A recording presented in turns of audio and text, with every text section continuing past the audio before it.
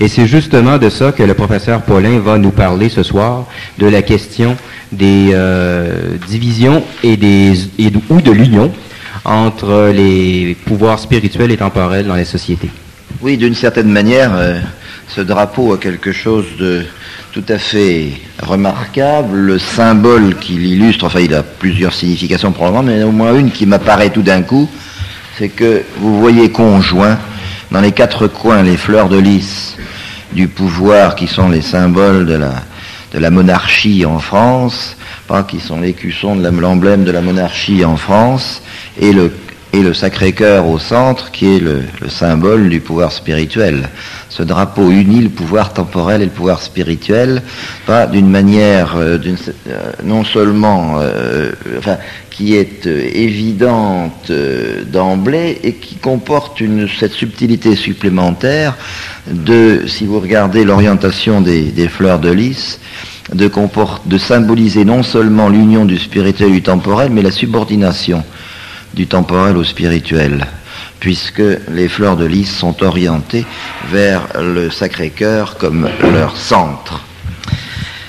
Alors, c'est précisément de ces problèmes que nous allons parler ce soir. Il s'agit évidemment de problèmes qui sont quelque peu sortis de l'univers habituel des philosophes politiques contemporains. L'idée même de parler du pouvoir spirituel doit probablement semblerait à un public, un vaste public, comme une question tout à fait curieuse pour dire le moins, sinon proprement aberrante. En tous les cas, je peux vous dire qu'elle doit paraître telle à une bonne partie de mes collègues, sinon à leur très grande majorité.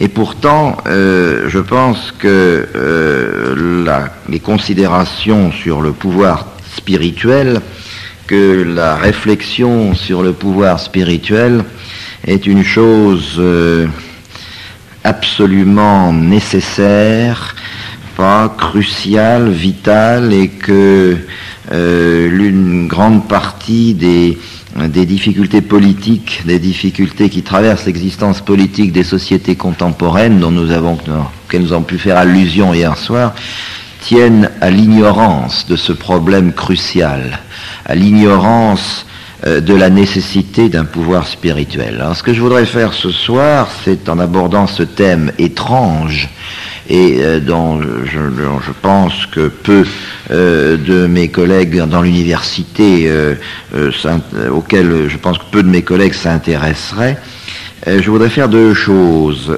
D'une part, vous montrer la nécessité d'un pouvoir spirituel, une nécessité vitale, une nécessité politique, et deuxièmement,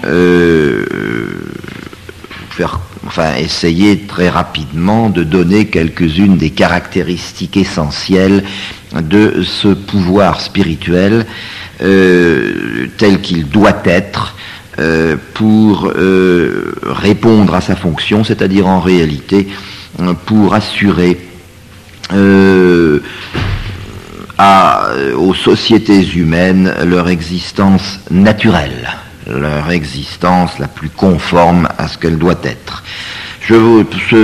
Certains d'entre vous étaient là dans les séances précédentes. Je rappelle très rapidement, signaler que pour moi la philosophie est une compréhension de ce qui existe. La philosophie n'est pas la construction d'une cité des nuées, comme on le dit trop souvent. La philosophie, c'est un effort pour dégager les conditions de possibilité d'une société qui fonctionne. Eh bien, le pouvoir spirituel est précisément l'une de ces conditions.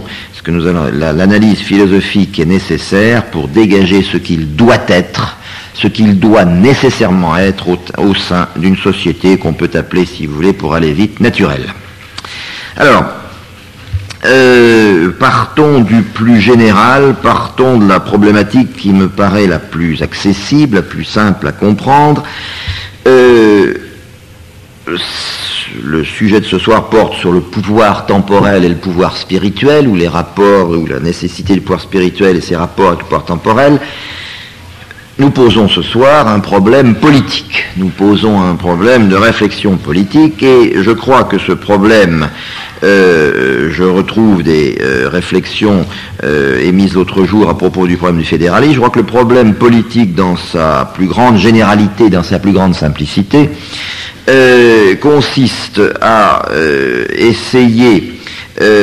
dans le fait que l'union politique entre les hommes, dans politique il y a police, il y a cité, le problème politique naît du fait qu'une cité, une union des hommes, n'est pas une chose qui est, si vous voulez, automatique.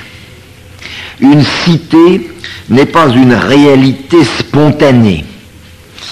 Une cité comporte nécessairement, me semble-t-il, quelque chose d'artificiel. Une cité, c'est quelque chose qui est une réalité qui est dans une certaine mesure artificielle.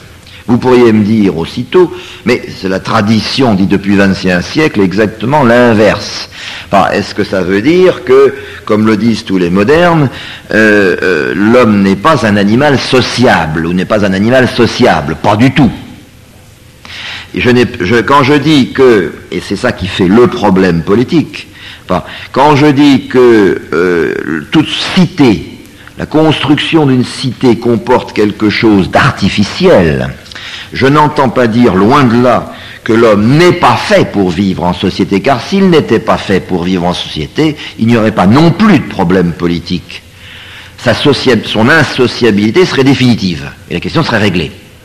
L'homme n'étant pas fait pour vivre en société, c'est pas la peine de le faire vivre, d'essayer de le faire vivre, ça ne peut que échouer à toutes les fois. Par conséquent, d'une certaine manière, au contraire, la position du problème politique, le problème politique suppose que l'homme est dans une certaine mesure sociable. Mais, ce qu'il faut bien reconnaître, c'est pour ça qu'il y a un problème politique, c'est qu'il n'est pas sociable, une sociabilité qui se développe de manière tout à fait automatique, spontanée et instinctive. L'homme est un milieu. L'homme est un animal qui est fait pour être sociable, mais qui ne l'est pas spontanément, immédiatement et instantanément. L'homme est un milieu entre l'insociabilité et la sociabilité, étant entendu que sa finalité, c'est la société. Alors, ce qui veut dire qu'il y a, en somme, et c'est ce qui fait l'existence du problème politique, c'est ce qui est la condition sine qua non sans laquelle il n'y aurait pas de problème politique. Le problème politique se pose parce qu'il y a dans l'homme une propension à la société, mais en même temps quelque chose qui y résiste. Si les hommes ne résistaient pas, il n'y aurait pas de politique, il n'y aurait pas d'art de la cité.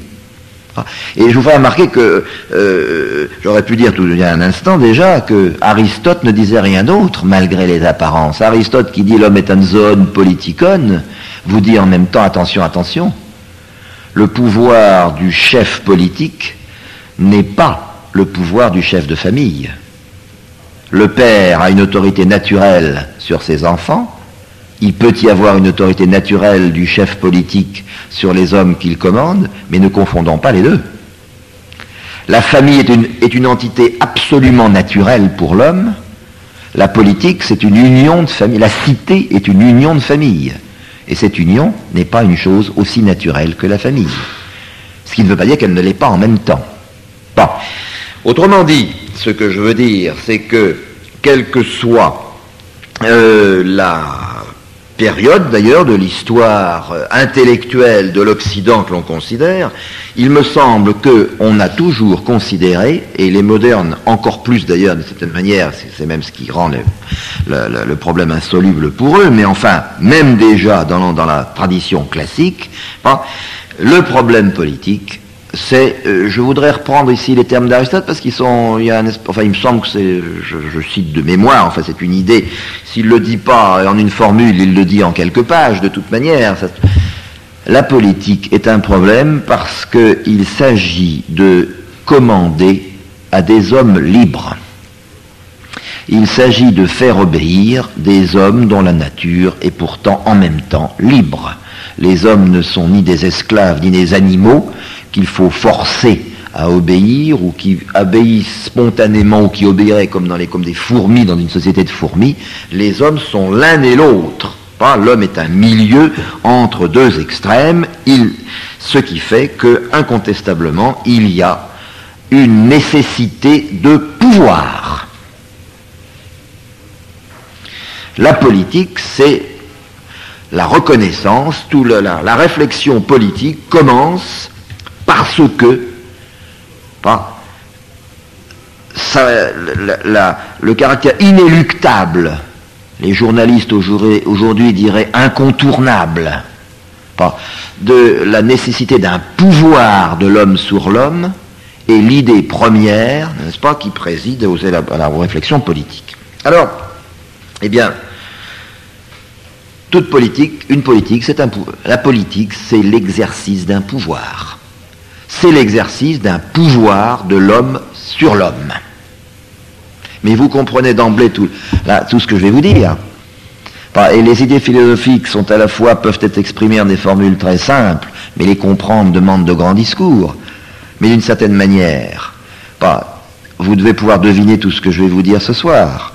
Puisque si vous tombez d'accord que il n'y a pas de société entre les hommes sans intervention d'un certain pouvoir, parce que les hommes sont des êtres qui sont faits pour vivre en société mais qui n'y vivent pas mécaniquement. Si vous comprenez que donc l'application d'un certain pouvoir est nécessaire, toute la question est de savoir de quelle nature doit être ce pouvoir pour soumettre des hommes qui doivent pourtant en même temps demeurer libres, demeurer des hommes qui ont pourtant une dignité d'homme. Le problème politique profond, il est là. Comment faire pour appliquer à des hommes un pouvoir sans détruire leur qualité et leur dignité d'homme? Alors, ce problème est si délicat, nous allons voir trois temps successifs, trois réponses successives ou trois collections de réponses. J'ai essayé de regrouper en quelques mots, au fond, l'héritage de 20 siècles de philosophie. Vous avez d'abord ce problème est si délicat que vous avez d'abord les gens qui vous disent « Mais c'est pas vrai, il n'y a pas besoin de pouvoir. » Il y a les gens qui vous disent mais non, tout ça, d'emblée la réflexion est faussée, n'est-ce pas? Le pouvoir est une création humaine, une création vicieuse d'ailleurs, une création d'hommes affamés de pouvoir, mais la société doit pouvoir fonctionner sans pouvoir. Vous avez, et je donnerai deux exemples de cette première attitude. La première, je ne me donnerai même pas la peine de la réfuter parce que elle n'est pas absurde, mais elle suppose le problème résolu. Tout le monde a entendu, vous avez tous entendu parler, ce n'est pas une idée qui date du 19e ou du 20e siècle, ça remonte à la sagesse grecque. Vous aviez déjà des hommes qui disaient ça.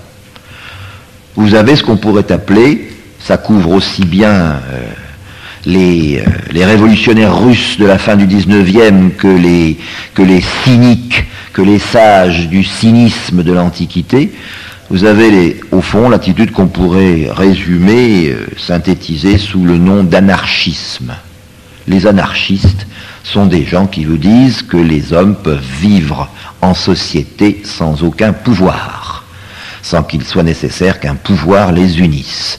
Mais évidemment, l'anarchisme, c'est peut-être très joli, mais l'anarchisme est une utopie dans la mesure où il se donne, justement, en quelque manière, un homme parfait, un homme parfaitement bon, pas un homme qui n'est pas précisément un homme au fond plongé dans la vie temporelle. Mais là, je donnerai un deuxième exemple qui me paraît beaucoup plus intéressant parce qu'on le perçoit moins d'ordinaire. Et pourtant, c'est une idée, alors là, qui travaille sérieusement nos contemporains. Vous aviez une deuxième forme d'anarchisme, beaucoup moins connue, mais très très puissante de nos jours. Les anarchistes n'ont jamais attiré que, au fond, quelques rêveurs, et puis l'anarchie a toujours fini dans la violence et l'explosion des bombes. Pas que ce soit en Espagne ou en Russie au XIXe siècle. Mais vous avez une deuxième école Il n'y a pas de bombes là, ou du moins on ne les voit pas exploser, ou on ne les entend pas exploser. C'est une école qui est très répandue de nos jours. C'est l'école des économistes. Je veux dire, que vous disent depuis le XVIIIe siècle environ tous les grands doctrinaires de l'économie libérale? Que vous disent des gens comme Adam Smith, par exemple, pas sans compter tous leurs descendants? Eh bien, ils vous disent, il n'y a pas besoin de pouvoir politique dans une société. La politique, c'est une chose mauvaise. La politique, ce sont des hommes affamés de pouvoir qui l'ont inventé, sont par exemple les rois. Ce sont les seigneurs, ce sont ceux qui ont mis l'épée à la main pour dominer leurs semblables. Mais c'est fini ces temps-là. Nous sommes parvenus au temps de la société industrielle. Et la société industrielle, j'ai prononcé il y a un instant le nom d'Adam Smith, mais vous avez des tas d'autres noms. Comme nous sommes au Canada français, comme nous sommes au Québec, on peut citer celui d'Auguste Comte. Vous avez tous entendu parler du positivisme et d'Auguste Comte. Et qu'est-ce qu'il dit, Auguste Comte? Il dit le temps des guerres, le temps des hommes d'armes, c'est fini. Maintenant, nous sommes entrés dans le temps des producteurs. Et les producteurs, ils n'ont pas besoin de pouvoir. Les producteurs, alors pourquoi? Alors peu importe le détail je ne peux pas rentrer dans le détail de la diversité des doctrines, mais enfin, en gros, l'idée est toujours la même. Soit qu'on se donne un peu plus d'organisation technique, ce sera, si vous voulez, pour aller vite, enfin, ce sera la technocratie qui organisera les hommes. Soit que, pour reprendre le droit fil de l'économie libérale, on vous dise, mais vous avez la loi de l'offre et la demande. Vous avez la loi des débouchés de Jean-Baptiste Say. Vous avez un certain nombre de lois naturelles qui régissent les rapports des hommes sans qu'il soit besoin de faire intervenir aucun pouvoir politique. Vous avez les gens qui vous disent, mais nous en avons parlé hier, avant-hier, on peut en parler chaque fois, c'est toujours la même idée, n'est-ce pas? Vous avez les gens qui se bornent, au fond, à vouloir chacun s'enrichir, et pour cela,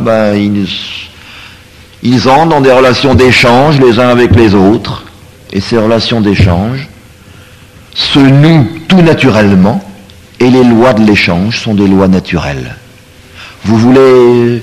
Je vous propose ma montre, je vous demande votre stylo. Ça vous plaît, ça vous plaît pas? Vous voulez bien? Parfait. Vous voulez pas? Tant pis, je vais la proposer à quelqu'un d'autre. Et voilà. En quoi y a-t-il besoin de pouvoir? Je vous propose ma montre, vous me donnez votre stylo, vous ne me donnez pas. Pas besoin de pouvoir. Les hommes sont liés par des lois naturelles. Les hommes sont spontanément liés, au fond, par la force des choses. Et il n'est la seule chose qu'il faille éviter, et c'est pour ça qu'il faut des économistes, des espèces de savants, la seule chose qu'il faille éviter, c'est de fausser le jeu naturel des choses. Le pouvoir est particulièrement mauvais parce qu'il fausse les choses. Parce qu'il fausse, et c'est surtout, dit en principe, dit en théorie l'économiste libéral, surtout, que l'État n'intervienne pas. Pas de pouvoir. Que l'État laisse les gens se débrouiller et se faire concurrence librement les uns aux autres. Surtout pas d'intervention de l'État. Vous avez probablement entendu parler d'un économiste ou d'un sociologue qui a, après avoir été très connu, oublié, est revenu sur le dessus des vagues. L'école autrichienne, von Hayek, von Mises.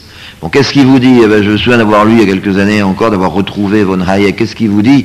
Quel est le pire ennemi de la société, de la sociabilité humaine? C'est ce qu'il appelle le constructivisme. Il s'agit des sociétés, c'est l'idée que les hommes doivent construire leur société. Voilà le mal, dit Hayek. Voilà le mal. Laissez les choses. Et c'est pour ça que d'ailleurs, c'est sur cette base qu'il élabore une critique du socialisme, le socialisme ou du communisme, enfin qui justement lui paraît voir la route de la servitude. Vous avez peut-être entendu parler de cet essai célèbre, The Road to Serfdom, et la servitude tient à ce que précisément on force la nature des choses, on ne veut pas laisser les lois naturelles jouer. Bon. L'économie, vous tenez encore une autre expression qui illustre ce que je veux dire, la fameuse main invisible. Vous avez tous entendu parler de la main invisible d'Adam Smith. La main invisible, c'est l'absence de pouvoir. C'est le pouvoir qui n'en est pas un. La main invisible, c'est l'argument, c'est l'idée qui permet de croire que l'on peut se passer d'un pouvoir dans les sociétés humaines, qui a besoin de pouvoir politique. Bon. Comme ce n'est pas mon sujet, je m'arrête là. Je veux simplement vous signaler, par conséquent, vous voyez qu'il y a qu'on le sache ou qu'on en soit conscient ou pas, une résistance considérable à l'idée que le pouvoir est une chose inévitable. Je vous rappelle encore que le marxisme prévoit le dépérissement du pouvoir politique. La société idéale est sans pouvoir. L'anarchisme est vivant.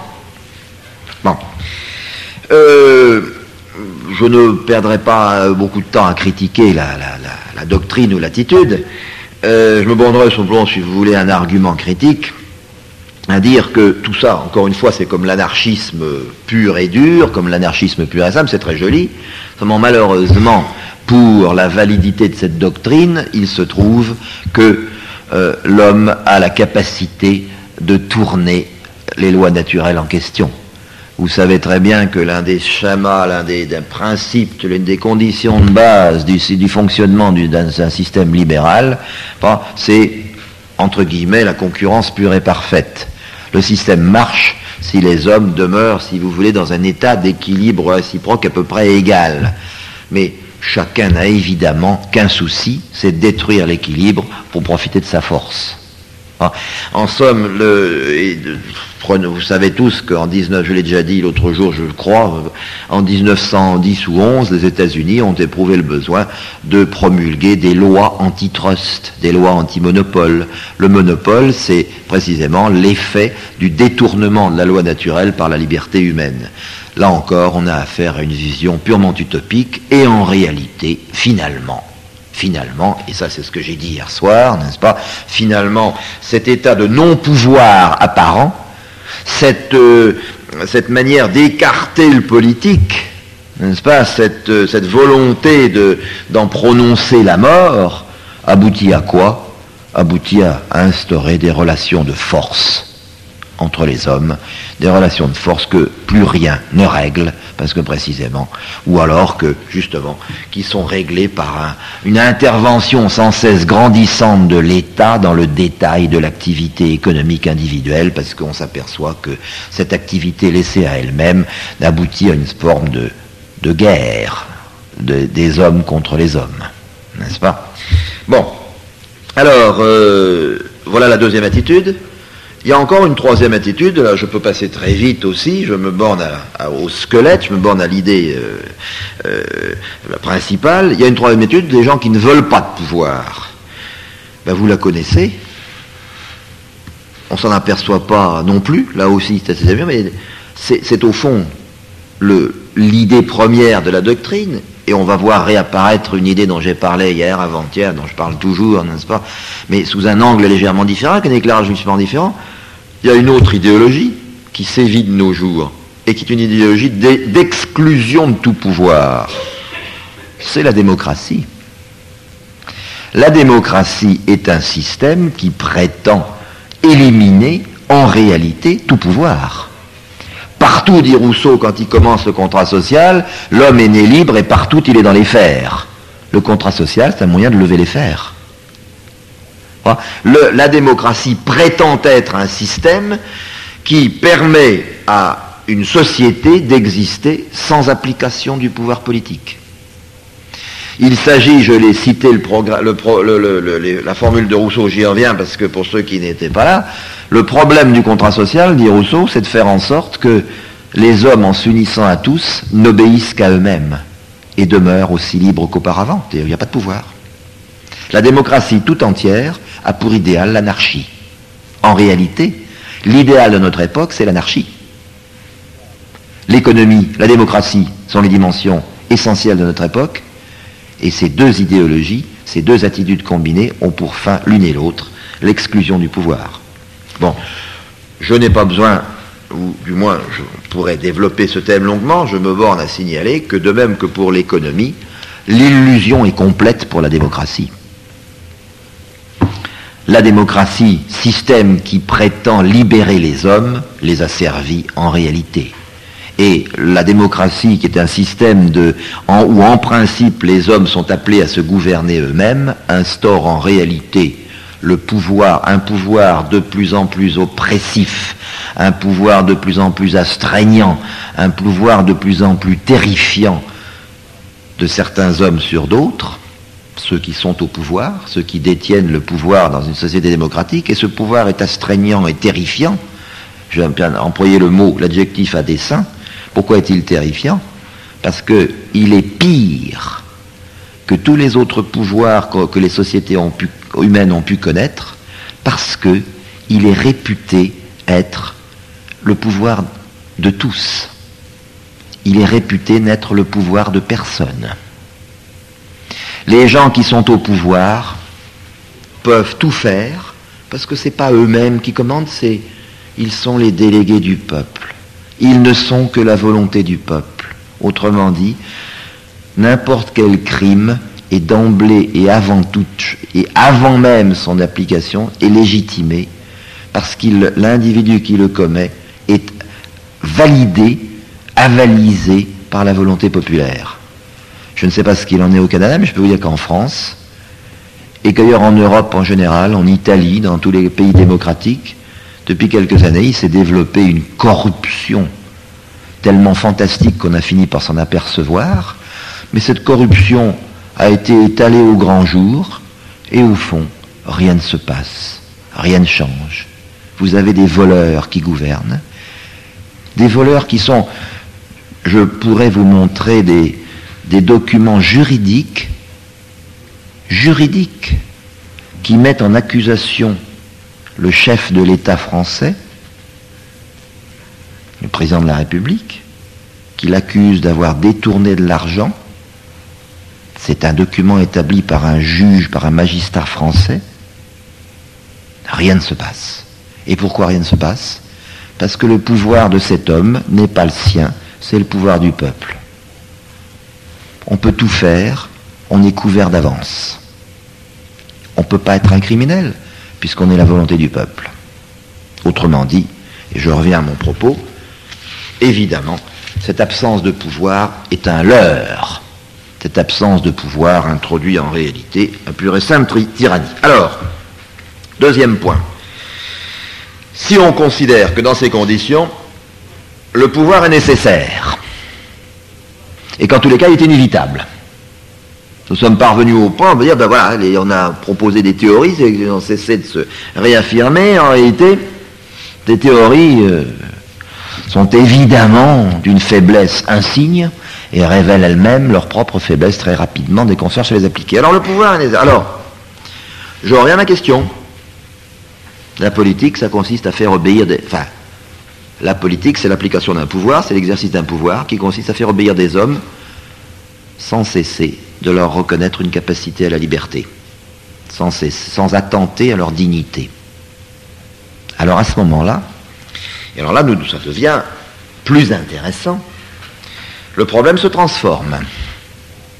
Le problème politique, et là, nous continuons vous allez voir que nous ne rentrons pas une seconde dans le monde moderne, mais une fois de plus, c'est le passé qui va nous éclairer. Le problème se transforme. Le pouvoir est inévitable. Il faut faire obéir des hommes qui doivent être pourtant libres. Alors le problème politique prend un aspect tout à fait différent. Il est vain d'essayer d'éliminer le pouvoir. On ne fait que le restaurer sous une forme cachée qui est encore pire. Alors, que faut-il faire? Eh bien, la solution du problème politique, deuxième manière, problématique beaucoup plus intéressante, il ne s'agit pas d'éliminer le pouvoir, mais de faire que ce pouvoir soit juste. La justice est une dimension fondamentale de l'existence politique, et ça, depuis l'aube de la philosophie politique. J'ai mis très longtemps à comprendre une idée aussi simple, parce que justement les idées simples sont les plus difficiles à comprendre. J'avais appris scolairement que Platon, il y a 25 siècles, avait écrit un dialogue qui s'appelait La République, et dans lequel il disait, il y a une seule, la valeur politique, la République, pas la cité idéale, c'est une cité bâtie sur la justice. Je me disais, c'est très joli, c'est très honorable, tout le monde souhaite ça, mais enfin pourquoi? Qu'est-ce que vient faire la justice là-dedans? Eh bien c'est tout simple, c'est parce qu'en effet, la justice est ce qui permet de combiner beaucoup plus que, beaucoup mieux que les espèces de rêveries sur l'autogouvernement du peuple par lui-même, qui sont une fumée nocive. La justice est ce qui permet de concilier la liberté des individus et la liberté et l'existence d'un pouvoir politique, d'une autorité, et en même temps d'une liberté. Alors il faut trouver, n'est-ce pas, il faut trouver ce qu'est un pouvoir juste. Il faut remarquer au passage que c'est une chose très, tellement fondamentale, tellement évidente, d'une certaine manière, on n'en voit plus tout ce qu'elle peut avoir de surprenant. Et ce qui me surprit, encore j'y pensais en réfléchissant à cette conférence, je dois vous dire que c'est une chose qui me surprend, c'est que, au fond, quoi qu'on fasse, et qu'à quelque époque on ait vécu, et peut-être même encore à la nôtre, même s'il ne comprend plus de quoi il s'agit, il y a une espèce de miracle qui est sous-jacent à l'existence sociale, à l'existence d'une cité, d'une communauté entre les hommes. Ce miracle, c'est que les hommes soient sensibles à la justice. Et qu'on peut faire obéir un homme si on lui dit c'est juste d'obéir. C'est une chose très, très curieuse, vous savez, très remarquable. La justice, comme disait Platon, illumine le monde et illumine les hommes. S'il n'y a pas de justice, si la justice n'est pas cette idée éternelle qui luit au cœur de chaque conscience individuelle, il n'y a plus qu'à désespérer, il n'y a plus qu'à changer de métier et aller pêcher à la ligne. Le fait que la justice parle à tous les hommes, c'est une chose quasiment surnaturelle. Mais nous allons y revenir, et vous voyez dans quelle direction je me dirige. Donc, en quoi consiste la justice? Là encore, je voudrais vous faire une remarque au passage. C'est que nous avons un grand nombre de nos contemporains, si j'énonçais ces propos devant un aéropage de mes collègues, ils pousseraient aussitôt des cris d'orfraie, en disant voilà bien l'idée la plus dangereuse que nous ayons entendue depuis longtemps, depuis longtemps, parce qu'effectivement on la mentionne pas très souvent. Voilà bien une idée dangereuse par excellence. Et pourquoi? Eh bien parce que, disent-ils, et là vous allez probablement reconnaître un certain nombre de vos contemporains, d'hommes politiques ou même de vos concitoyens, il n'y a rien de plus dangereux, disent-ils, qu'une politique qui veut obéir à de hautes finalités morales. La politique doit rester neutre. Si vous voulez, pour traduire rapidement les choses dans un langage très journalistique, il n'y a rien de pire que la subordination d'une politique à une idéologie. Il n'y a rien de pire que les hommes qui entendent agir pour leur bien de leurs semblables. On ne leur demande pas tant. Et vous connaissez cette théorie, c'est la théorie libérale, qui veut qu'au fond l'action politique soit, comme ils disent noblement, confinée dans les tâches régaliennes. La sécurité extérieure, la paix intérieure, on n'a pas besoin d'idées morales, surtout pas d'idées morales, il suffit d'avoir une bonne armée, et puis il suffit d'avoir une bonne police, puis que les gens respectent les lois à coup de contravention, n'est-ce pas, ou de peines juridiques, et puis évidemment, il faut des gens pour distribuer les peines et les juger, il faut une justice, mais tout ça ne suppose absolument pas l'intervention d'une morale. Enfin, les gens qui veulent faire le bien de l'humanité, en général, ont fait son pire malheur. Je vous signale l'argument parce que vous l'avez sans doute rencontré, et je voudrais simplement dire que ça me paraît un des arguments les plus faux, les plus fallacieux que l'on voit étalés aujourd'hui dans les pages de la littérature à la fois la plus universitaire ou la plus journalistique. Enfin, c'est un argument absurde dans la mesure où il suppose d'une certaine manière que les fonctions régaliennes dont je parlais un instant, les fonctions de sécurité, sont des fonctions en quelque manière purement techniques. C'est le rêve de la technocratie. Hein, comme si ça ne supposait aucune espèce de prise de position morale. Bon, on doit faire régner la paix, mais c'est une question technique. Enfin, on prend des exécutants techniques, on prend de bons ouvriers. Hein, c'est comme ça qu'on essaie de construire l'Europe aujourd'hui. C'est une des manières dont on essaie de construire l'Europe. Pas besoin de faire de morale. Hein.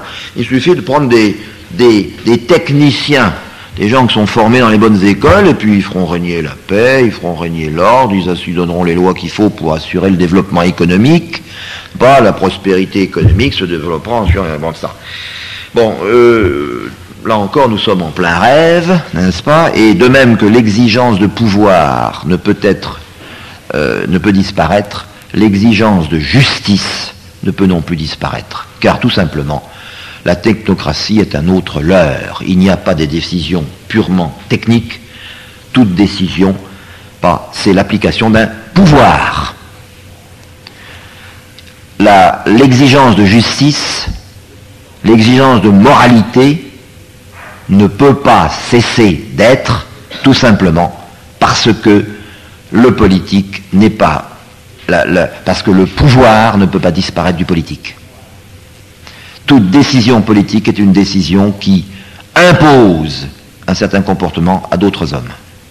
Les hommes qui sont au pouvoir font plier d'autres hommes.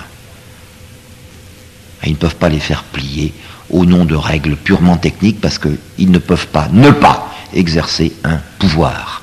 Il faut donc qu'ils le justifient.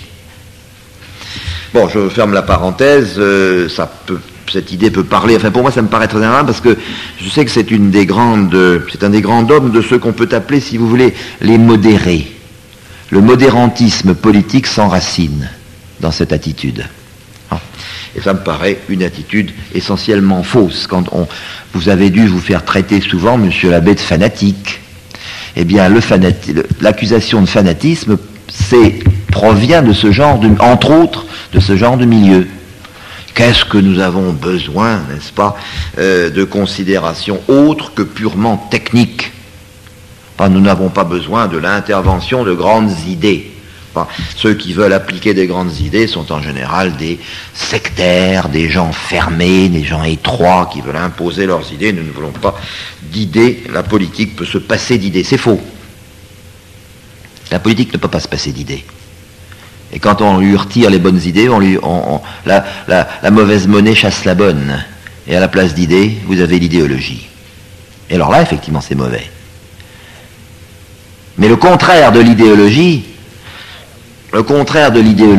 c'est pas l'absence d'idées, ce sont les bonnes idées.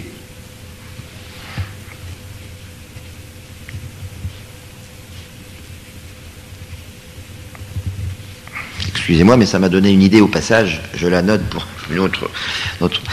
Bon, alors, question, qu'est-ce que la justice? Comment définir la justice? Comment est-ce que le pouvoir peut être juste? Alors là, je dirais trois définitions. On peut retrouver très rapidement trois définitions. Je voudrais montrer qui sont, au fond, les définitions que l'histoire de la philosophie a pu développer. Et je voudrais montrer en 2 minutes que ces trois définitions se condamnent elles-mêmes, comme se condamnent, je connais tout à l'heure, les théories qui prétendaient exclure le pouvoir de la société politique. J'ai commencé à quelle heure, monsieur l'abbé, pour ne pas... J'ai commandé à 7h40. Bon, d'accord, c'est ça, très bien. Bon, alors, 3 théories, me semble-t-il, ont dominé, en dehors de celles que nous examinerons après, ont dominé la pensée occidentale. Vous avez d'abord les gens qui ont si on prend les choses, enfin, je ne les cite dans le désordre du point de vue de leur intérêt, mais enfin, si on prenons l'ordre chronologique, si vous préférez. Vous avez les gens qui ont dit, c'est vrai, il faut une justice, le pouvoir a tout intérêt à être juste ou à le paraître, simplement l'ennui,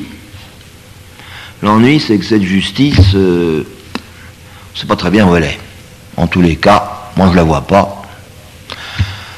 Alors, que faire? Eh bien c'est très simple. Ne pouvant faire que la force fût juste, comme disait Pascal, ne pouvant faire plutôt que la justice fût forte, on va faire que la force soit justice. On va tout simplement la justice, c'est la force. La justice, c'est une idée artificielle imposée par certains hommes à d'autres. La justice, c'est simplement une loi imposée.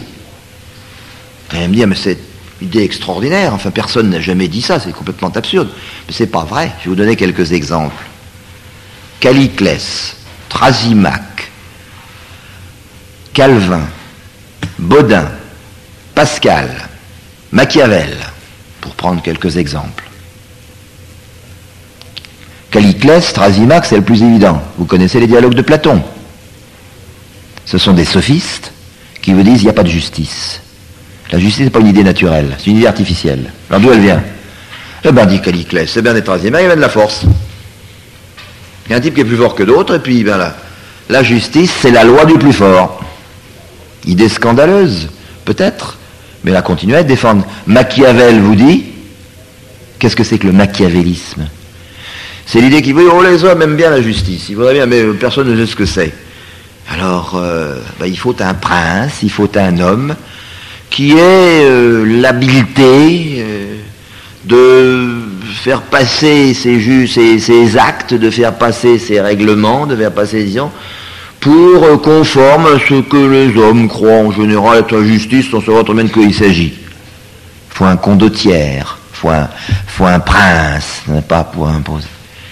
Au XVIe siècle, ça devient une doctrine claire et nette. Jean Bodin vous dit, vous comprenez, il y a les catholiques d'un côté, il y a les protestants de l'autre, hein, et ils s'entretuent. Le sang coule partout. Ça fait des dizaines d'années que ça dure maintenant. Qu'est-ce qu'il faut faire? Qui est-ce qui a raison? Les protestants, les catholiques, vous n'en savez rien. Aucune espèce d'importance. L'essentiel, c'est d'avoir la paix. Et comment faire la paix? En prenant une loi catholique? Pas du tout, les protestants vont. En prenant une loi protestante? Pas du tout, les catholiques vont riposter. La paix, elle est assurée par la présence d'un homme qui va dire le juste. Et d'une certaine manière, c'est toute l'idéologie démocratique aussi qui se profile ainsi.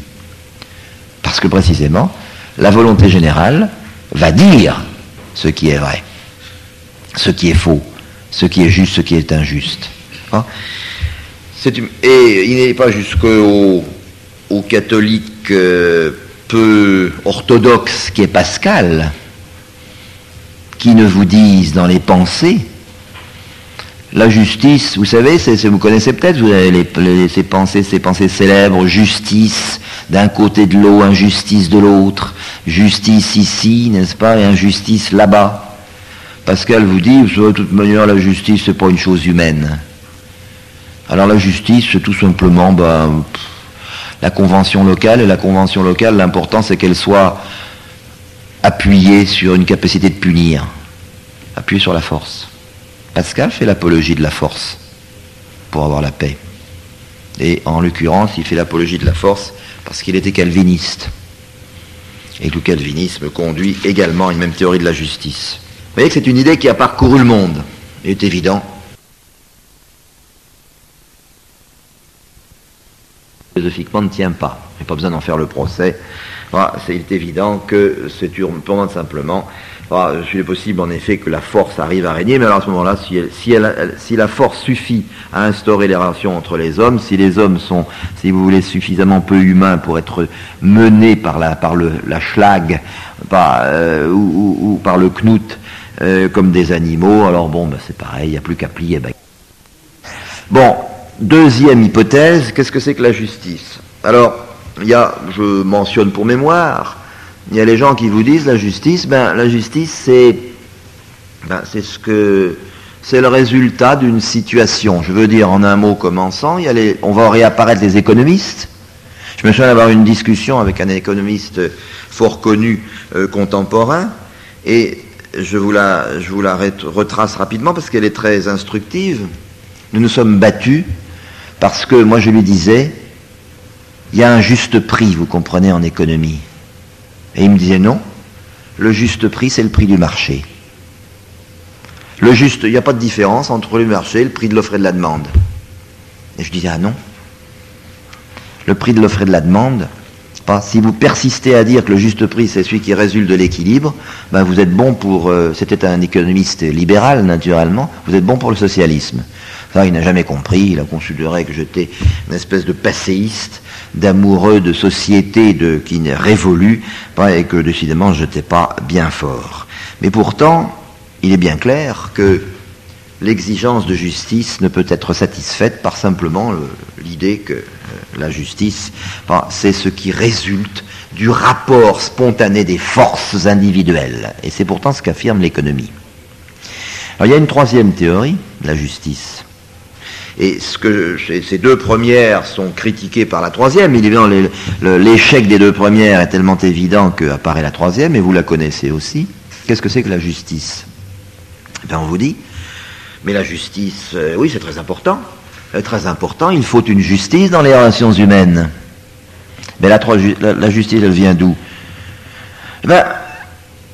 Puisque la justice, n'est-ce pas, c'est ce qui convient, c'est la justice, c'est ce que tous appellent de leur vœu, c'est que tous doivent avoir une idée de ce que c'est que la justice, et par conséquent, la justice, il n'y a qu'à leur demander, à tous, ce que c'est que la justice. Et la justice, c'est ce dont tous conviennent ensemble que cela est juste. La justice est une convention collective. La justice est le produit, et ça, alors, toute la philosophie des Lumières va la répéter. C'est la grande trouvaille.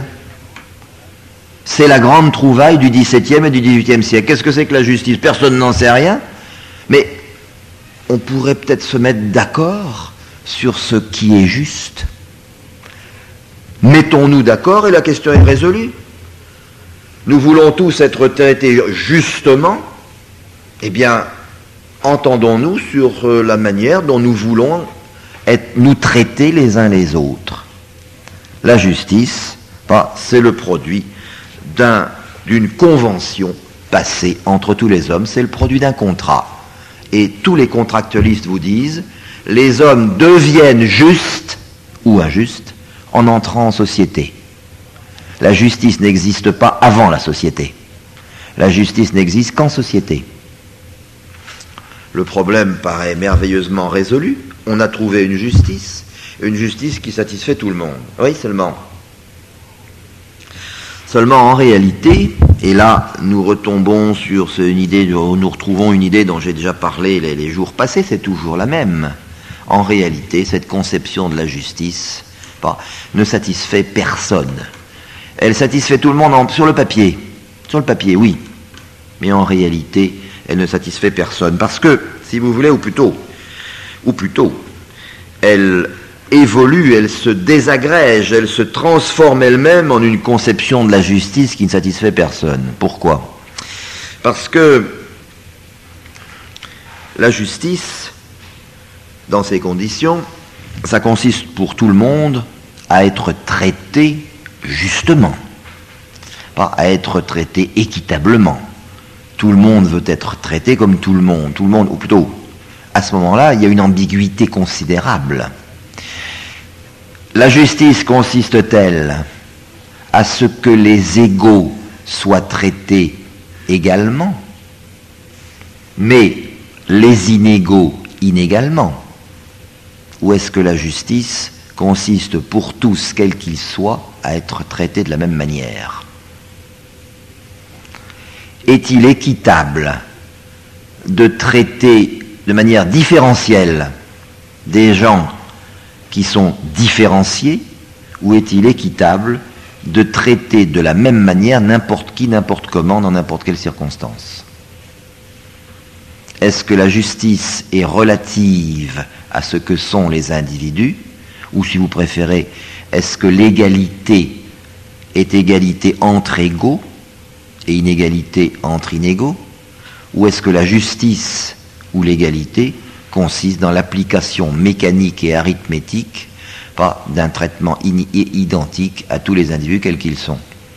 Eh bien, il est bien évident, et là il faudrait le montrer avec une grande... On peut le démontrer avec une précision mécanique, avec une précision d'horloge, n'est-ce pas? Les thèses, enfin, pour moi c'est très intéressant parce qu'il y a là une espèce de contradiction qui se démontre. Mais il est bien évident, pour aller vite, qu'à partir du moment où la justice est une chose conventionnelle, à partir du moment où la justice est définie par convention entre les individus, il est évident qu'elle ne peut pas ne pas finir par se définir tout simplement comme une égalité radicale entre tous les individus, puisque précisément elle n'existe que dans la mesure où tous les individus en conviennent ensemble.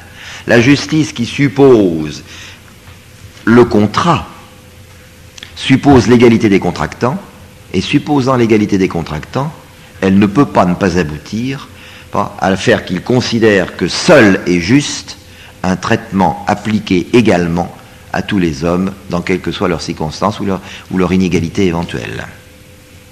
Autrement dit, si vous voulez, cela signifie que la justice n'est jamais envisagée, et alors là il faudrait revenir au dialogue de Platon, la véritable justice selon Platon, c'était le fait de ne pas vouloir nuire à autrui.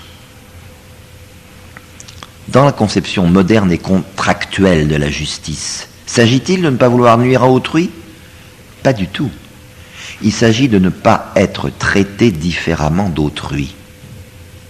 Vous avez en réalité deux conceptions antithétiques de la justice. C'est pas du tout la même chose. Dans un cas, être juste, c'est, si vous voulez, vouloir le bien d'autrui, d'une certaine manière. Dans l'autre, c'est vouloir son bien propre. La justice des modernes ne consiste pas dans un intérêt porté à autrui, dans un intérêt porté à soi-même. Autrement dit, cette justice, si vous voulez, est tout à fait indifférente finalement au sort d'autrui, et tout à fait indifférente à la justice à rendre à autrui. Le vrai principe de la justice n'est pas le vieux, n'est-ce pas, neminem laede, n'est pas ne nuit à personne, mais le principe moderne de la justice, c'est ne fais pas à autrui ce que tu ne voudrais pas qu'autrui te fasse, c'est-à-dire, en réalité, c'est une attitude intéressée et fondamentalement injuste. Et le fait que cette justice, n'est-ce pas, soit précisément utilitaire, le fait que cette justice soit à usage essentiellement et d'abord personnel, comme disait Rousseau, il n'est personne dans une société démocratique qui, en ne votant, ne songe d'abord à lui-même. Le fait que cette société soit utilitaire et intéressée consacre en réalité la vacuité de cette idée de justice. Et c'est pourquoi d'ailleurs, et là nous retrouvons les propos d'hier soir, nos sociétés qui n'ont que la liberté et la justice à la bouche sont en réalité des sociétés profondément indifférentes à la justice. Ce sont des sociétés dans lesquelles, justement, la justice n'est pratiquée spontanément par personne. Ce sont des sociétés dans lesquelles les individus sont de plus en plus, au fond, fermés à l'équité. Et où, précisément, les situations les plus injustes se développent le plus facilement.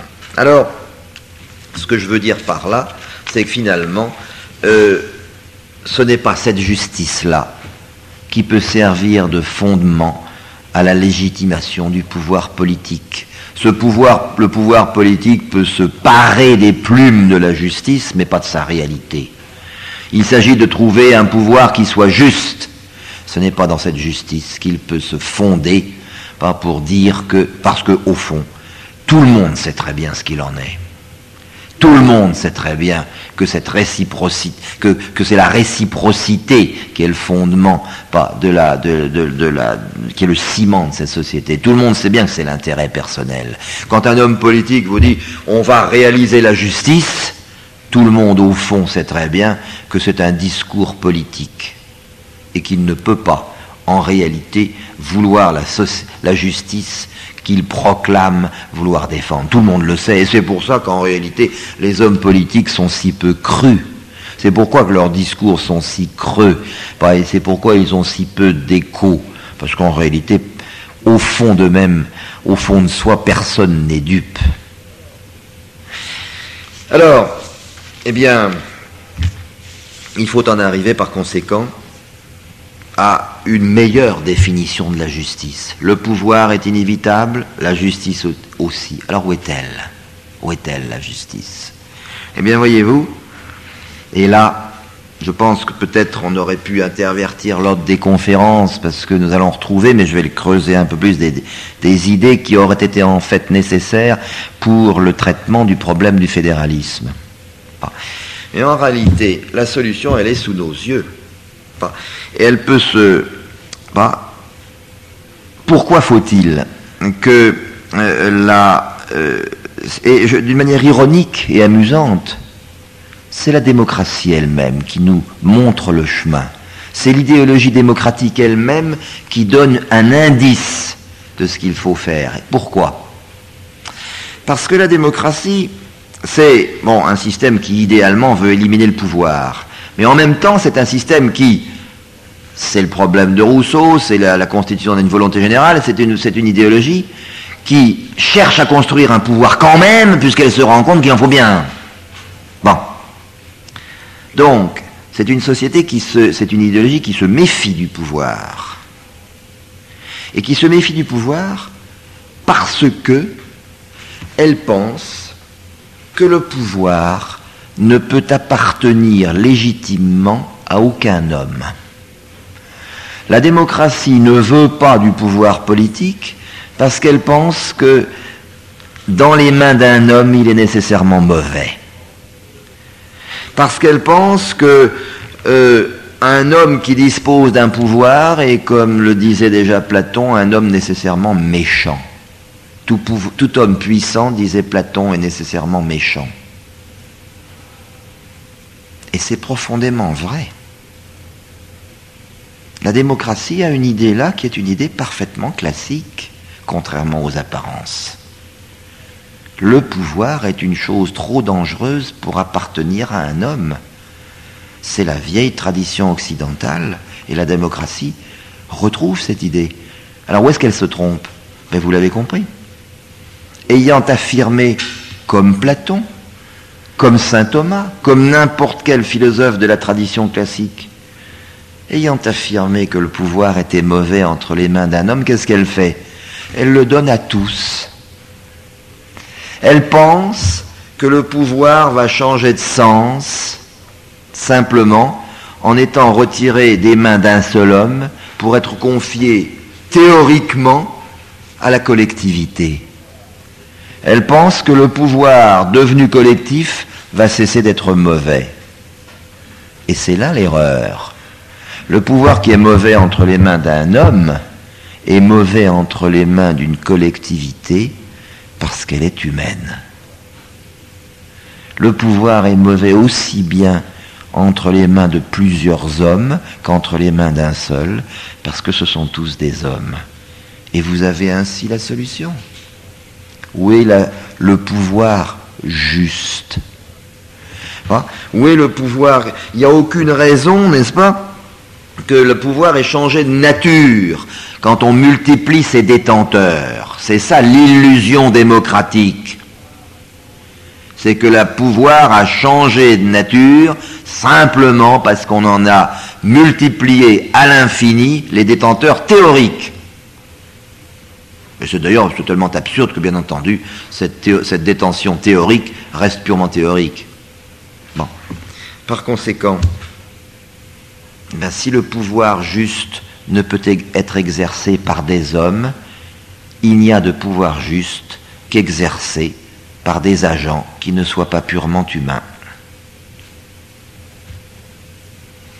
Il n'y a de pouvoir juste qu'à partir du moment où il est manié par des agents, que je voudrais définir maintenant, justement, par des agents qui ne soient pas condamnés à la condition purement humaine. Alors est-ce que ça veut dire que les hommes doivent être gouvernés par des dieux? C'est la théocratie. Eh bien, bien entendu, non. Car ce qu'on ne voit pas, il y a le peuple juif a été un peuple gouverné directement par Dieu. C'est même le seul. C'est la preuve d'un orgueil qui est aussi d'ailleurs d'une certaine manière l'orgueil démocratique même. Il ne s'agit pas un instant de dire qu'il faut des dieux pour gouverner les hommes, parce que précisément, on peut réfuter, si vous voulez, la théocratie au sens rigoureux du terme dans quelques mots, parce que imaginer que des hommes puissent être gouvernés par des dieux, c'est imaginer qu'ils puissent entendre et obéir spontanément à la voix de Dieu. C'est-à-dire, c'est imaginer qu'ils sont en communication immédiate avec quelque chose qui n'est pas purement humain. Et à ce moment-là, c'est résoudre le problème, c'est fini. Si les hommes sont des saints, si les hommes vivent déjà au-delà du monde humain, la question est réglée. Mais précisément, la question n'est pas là. Les hommes sont appelés, et rappelez-vous notre point de départ, les hommes sont appelés à la société, mais ils y résistent. Alors, une théocratie, c'est ou bien une société composée de marionnettes, ce qui était le cas du peuple juif, qui sont dans la main de Dieu, ou si vous voulez, pour prendre un autre exemple, la théologie arabe, la théologie musulmane plus exactement, la théologie musulmane du même ordre. Les hommes ne font rien que Allah n'ait voulu. Alors, ou bien les hommes sont des marionnettes, ou bien ils sont parfaits. Ils sont spontanément, on vit déjà dans le royaume de Dieu, quel qu'il soit en l'occurrence. C'est pas la question. La question, c'est un problème politique. C'est qu'on a affaire à des hommes qui veulent vivre en société, mais qui résistent à cette société, qui sont hommes, un peu plus qu'hommes, mais en même temps quand même hommes.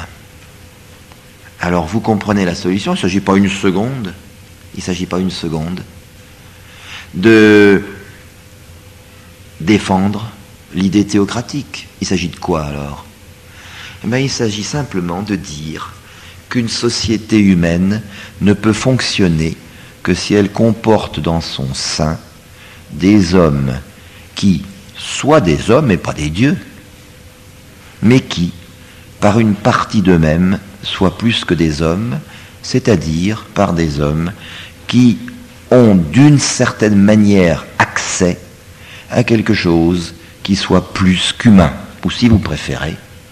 Je vais prendre un langage à la fois philosophique et théologique.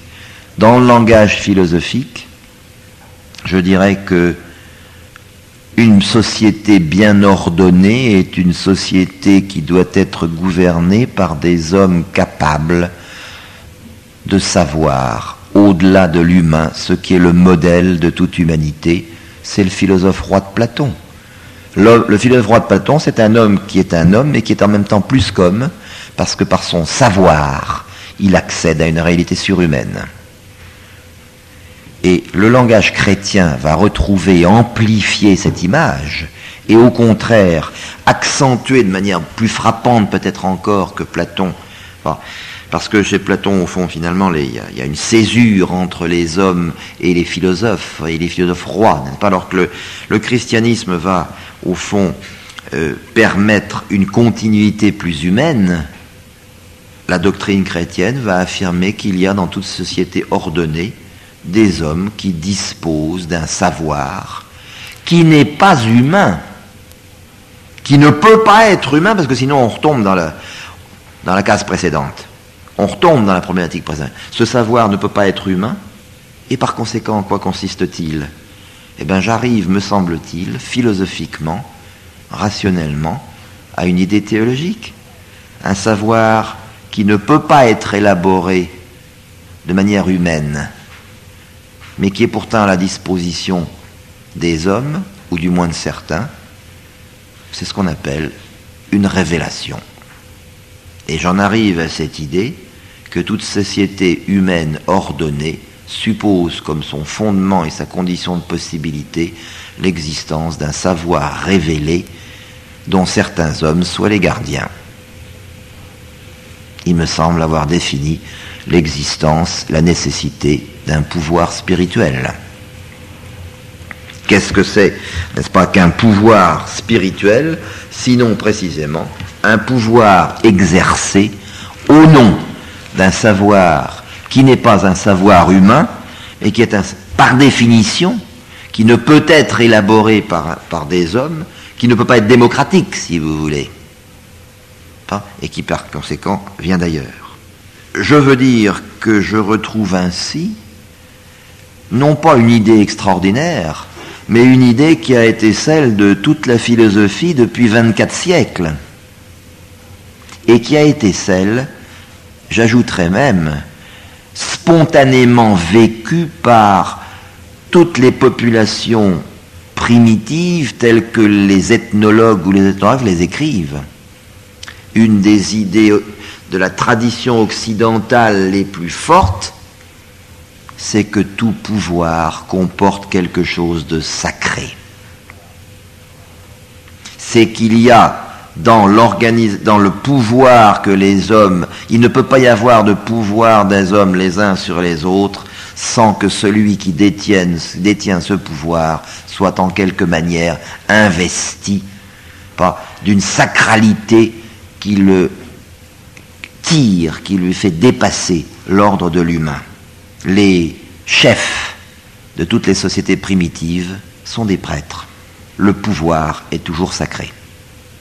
Alors, simplement, je voudrais préciser deux choses. Alors, pourquoi un pouvoir spirituel ? Vous avez compris la genèse, la nécessité de ce pouvoir spirituel. Je voudrais ajouter deux grandes idées. Je me dépêche pour en finir, j'aurais parlé un peu trop longtemps. Première idée, on va dire, et mes bons collègues universitaires se précipiteraient comme des vautours pour dire « c'est grotesque, une révélation, vous vous rendez compte, c'est trop facile ». C'est vraiment trop facile. Un savoir révélé, oui, ça prend un Platon ou un prêtre catholique pour énoncer de telles âneries. Un pouvoir de révélation, qu'est-ce que ça signifie ? Bon, c'est tous les charlatans ont invoqué des révélations. Eh bien, je répondrai aussi bien pour défendre Platon que pour défendre un prêtre catholique que le contenu de cette révélation, me semble-t-il, ou au moins envisagé du point de vue qui est le mien, c'est-à-dire du point de vue philosophique, le contenu de cette révélation, il n'est pas très compliqué, en réalité. Et il me semble que je peux j'interprétais, prenons par exemple le message de la révélation catholique, en termes philosophiques. Ça consiste en quoi le message du Christ ? Aimez-vous les uns les autres. Aimez-vous. Eh bien, quel est philosophiquement le contenu, avant même de toute élaboration théologique ? La formule a une signification philosophique. Elle dit « faites ce qu'il n'est pas de l'humain au sens le plus banal de faire, ce qu'il n'est pas au pouvoir de l'homme en tant que tel de faire. Il n'est pas au pouvoir de la créature humaine d'aimer spontanément ses semblables. Elle s'aime d'abord elle-même. Le message « aimez-vous les uns les autres », il est quoi en termes philosophiques ? Il consiste en quoi philosophiquement ? Il consiste à dire d'abord et avant tout et seulement, détachez-vous de votre propre condition. C'est un message de distance, c'est un message de détachement par rapport à soi. Ce qui fait que certains hommes sont habilités à exercer ce pouvoir spirituel, c'est précisément que ces hommes sont détachés du monde. Ce qui constitue la preuve qu'ils ont eu une révélation, qu'ils ont accédé à un niveau plus qu'humain, c'est ils ont montré qu'ils étaient capables de se détacher du monde. Aussi bien le contenu de la révélation que la désignation de ceux qui sont habilités à exercer ce pouvoir, tous ces problèmes apparemment très compliqués ont aussi une solution très simple. C'est en réalité, tous ces problèmes se résolvent dès l'instant qu'on comprend que le fond, quel que soit le contenu ultérieur du message, son principe, c'est un principe de détachement à l'égard de ce qui est trop humain dans l'humain. Alors il me reste à conclure, je vais passer très vite parce qu'on pourrait le développer longtemps, il me reste à conclure par quelques caractéristiques majeures de ce pouvoir spirituel, du pouvoir exercé par des hommes qui ont une capacité d'être plus qu'hommes et ce qui veut dire tout simplement qui ont montré leur capacité à se détacher de la condition humaine, classique, banale. Je mentionnerai, si vous voulez, 3 caractères qui me paraissent fondamentaux. Premier caractère, ce pouvoir est un pouvoir. Il s'agit de faire plier. Il faut qu'il y ait un pouvoir. Ne confondons pas le pouvoir spirituel avec, comme on le fait de nos jours, on n'arrête pas d'invoquer le spirituel. Tenez, le personnalisme dont nous parlions hier, voilà, on invoque le spirituel. C'est pas de ça qu'il s'agit. Il ne s'agit pas de s'adresser à la conscience des individus. Il ne s'agit pas que le pouvoir spirituel se borne à... Le pouvoir spirituel n'est pas constitué par on ne sait quel vague appel qui plus ou moins agirait à l'intérieur de la conscience. Pas du tout. Il s'agit d'un pouvoir réel. Il s'agit d'un pouvoir qui soit constitué en pouvoir et non pas en simple appel. C'est un pouvoir qui doit disposer d'une certaine capacité de contrainte. On a à faire plier des rebelles à l'ordre. C'est un pouvoir qui est un pouvoir comme le pouvoir temporel en est un, mais dans son ordre. D'où la deuxième idée. C'est un pouvoir, et c'est pourquoi là aussi il y a une deuxième confusion possible, qui consisterait à dire, mais enfin, au fond, puisque ce pouvoir est nécessaire dans la société, pourquoi il n'est pas seul ? Pourquoi n'y aurait-il pas uniquement un pouvoir temporel, un pouvoir spirituel ? Pourquoi faut-il aussi un pouvoir temporel ? Et si vous voulez, l'apologie que j'ai faite du pouvoir spirituel ne va pas sans la considération d'un deuxième principe qui est la distinction du pouvoir temporel et du pouvoir spirituel. La grande trouvaille de l'Occident, c'est précisément la trouvaille de la dualité des pouvoirs. Et c'est peut-être d'ailleurs une faiblesse de l'Antiquité de n'avoir pas compris tout à fait ce principe de la dualité des pouvoirs. Or, pourquoi deux pouvoirs ? Et c'est précisément la petite faille intellectuelle qui est dans le concept de philosophe roi. Pourquoi faut-il deux pouvoirs et pas un seul ? Pour une raison d'une certaine manière élémentaire. Parce que précisément la force du pouvoir spirituel, c'est tout bête d'une certaine manière, ça paraît une lapalissade, ça paraît une tautologie, ça n'en est pas une. La force du pouvoir spirituel, c'est qu'il n'est pas un pouvoir temporel. Si le pouvoir spirituel assumait, c'est une idée très simple et très difficile. C'est très difficile, mais si le pouvoir spirituel assumait des fonctions temporelles, s'il y avait confusion des pouvoirs, il est bien évident que le pouvoir spirituel, à moyen terme, à court, moyen ou long terme, ne pourrait pas ne pas manquer d'être confondu avec un pouvoir purement temporel. Et on reviendrait à la case départ.